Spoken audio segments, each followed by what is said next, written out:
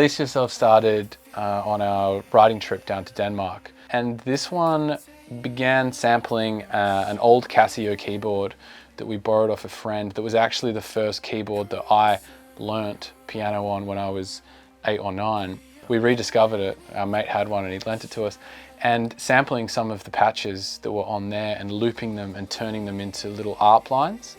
And then I played the guitar line over this. Yeah. We'd start each day in Denmark kind of just by picking up an instrument and tinkering. Like, oh, that sounds cool, let's work on that. Yeah. And the guitar, quite a simple little progression, just gave it a different energy. It felt more rocky, it felt more ballady, almost something that, like an acoustic song from the Foo Fighters. It had a bit of interesting rock edge to it. We discovered Sam, or he discovered us, funnily enough, through some teaching that we were doing. Yeah. And he played us the song and we said, wow, who's that vocalist? And he goes, that's me. And we said, this is really impressive. Do you want to do vocals on something we're working on? Because we knew that the song needed a vocal and we wanted a male vocal on it.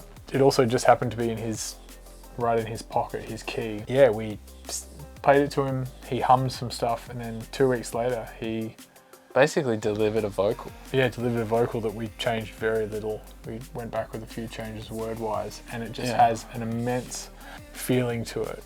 It's got, again, it's like a ballad. It's a ballad on the album. It's got a melancholic feel to it. It's also got a bit of a Rob Swire pendulum-esque feel to it, and I think that's, again, like a bit of an ode to, obviously, more Perth drum bass legends that are kind of one of the reasons why we produce drum bass and why we make drum bass. So it's a bit of an ode to them. Yeah, maybe this is a little bit like the start of Hold Your Colour. Yeah. It has that kind of energy. Yeah, for sure. I really love this song.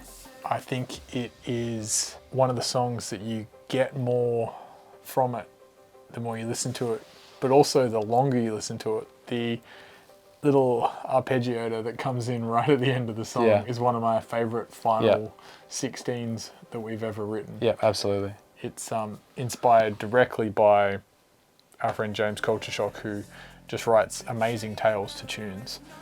That is the final ends of songs, and we thought, let's take a left turn, let's do something. And they're often parts of songs that not many people listen to. They're kind of little hidden gems in music. To make the last 16 of a track interesting, I think, is like a cool little Easter egg almost. After we did the album and we're listening back to the playlist, this is the song that I was listening to the most. Yeah, and Sam absolutely smashed the vocal. Yeah, Sam smashed the vocal.